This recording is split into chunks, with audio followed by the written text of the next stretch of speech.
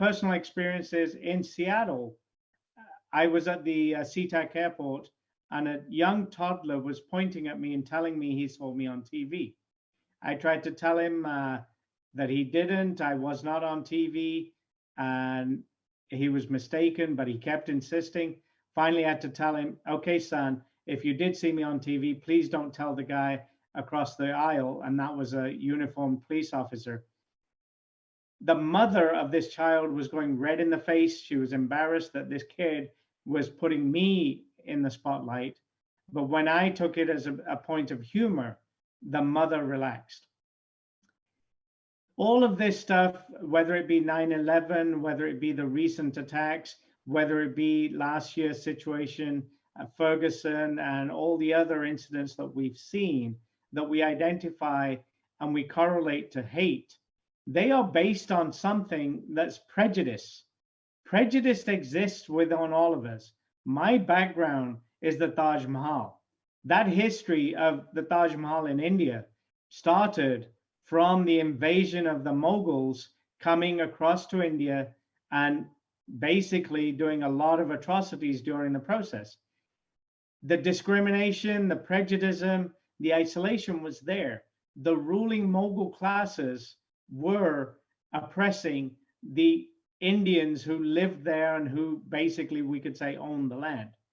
Move up to where we are today, the British, literally, the sun never set in the British Empire. They came in. We have this concept over the last 2.5 centuries that supremacy is from a color of our skin. My reference to the Taj Mahal is that it wasn't necessarily historically the color of our skin. If we look through history, and having discussed with a few of my friends who are in this discussion and others, even in the Asian cultures, referring to my own specifically, there is prejudice based on caste. That's not skin based. It's just what your profession was. Conceptually, we've had this division of labor, but economically, you being classified as a road sweeper, garbage collector, a carpenter, an ironmonger, water carrier, a farmer, a landowner became a label you carried, and discrimination came along it. The highest caste in that situation was the priest caste. They were the ones who went to the temples and they worshipped and prayed, dressed all cleanly, and they wanted to stay away from the people who did the dirty work. They became the untouchables. How does that impact us? Even in this day, we have situations where prejudice rises to the point of discrimination, and there are people being attacked in India, not because of their color of their skin, but because they are not as high in the ranking of caste. We need to address hate.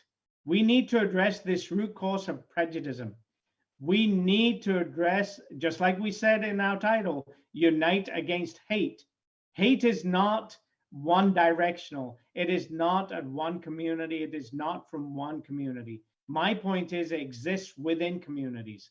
And when we're addressing some of the points that were raised earlier within Elk Grove and the Hmong community, it surprises me that the Hmong community is a subgroup of the Asian community. Yet we have Asian politicians who are not standing with the Hmong Asian community. That is very depressing. We have an issue from another Asian member of the community who is also an elected member, who is calling out patriarchy. Patriarchy is what? I'm sorry, but I'll tell you, patriarchy exists in all of Asia. It is not limited to the Hmong community. It is not limited to any specific subgroup. All of Asia exercises, practices it. And even in Europe, when I was being raised in England, the common phrase was, wait till your dad gets home. If you got to wait till your dad gets home and it's your mother telling you that, is that not patriarchy? Well, my point is patriarchy existed globally. You can complain about the patriarchy in one Asian subcommunity. My question to you is, why are you using the same patriarchal system to shut somebody else who talks against you on the issue of hate? And on that note, I will remind those who don't know, in August, we had a rally at the Elk Grove Unified School District headquarters. I got up to speak, and my first words were, I'm not here in support of anybody. I'm not here against anybody. I'm here because I have an issue with hate. Within seconds of getting off the podium, I was receiving phone calls from Arizona, from Seattle. Why? People were asking me questions. Why are you at this rally? And who were those people? They were common friends of our elected friend and myself. If you, as an elected official, are going to tell me you're a strong person and you don't have any prejudices, you don't have any hate against any other subgroup, I'm sorry. You can bank on the other elected Asian officials as much as you want. You can bank on the assembly member because they represent diversity. But you cannot pick on one subgroup of Asians because they disagreed with you. And because you have a dislike of one member who is your political opponent, you are going to segregate the whole community? I'm sorry. I have no problem of apologizing to the Hmong community on your behalf because you label yourself as a Sikh. I am a Sikh. You label yourself as an Indian. I am an Indian by heritage. I am also British. I grew up in England. But I am going to apologize to the Asian community, which I'm a part of. I'm going to apologize to the Hmong community that in Sikhism, we believe there is only one race, and that is the human race. And there should be no prejudice amongst anybody in the human race. And if you are going to label the Hmong community because of a system of patriarchy, I'm sorry, my friend, you use the same patriarchy against me. So I call on you to end this situation and apologize. If you don't, you ain't no strong person. You ain't no unifier. You have divided this community, and that is wrong. We do not deserve a strong leader who divides. We need a strong leader who unites and believes in that one principle. There's only one race, and it's the human race. We need to stand against hate together. It doesn't matter if you're Hmong. It doesn't matter if you're Asian. It doesn't matter if you're African American. We are here. We are the land of immigrants. I don't care if you came over on the Mayflower. I came over on a 747. Today, we are here together. But let me tell everybody one thing. Today, I cannot change yesterday. I cannot change the day before. The TV show I host is called Aaj Kal America.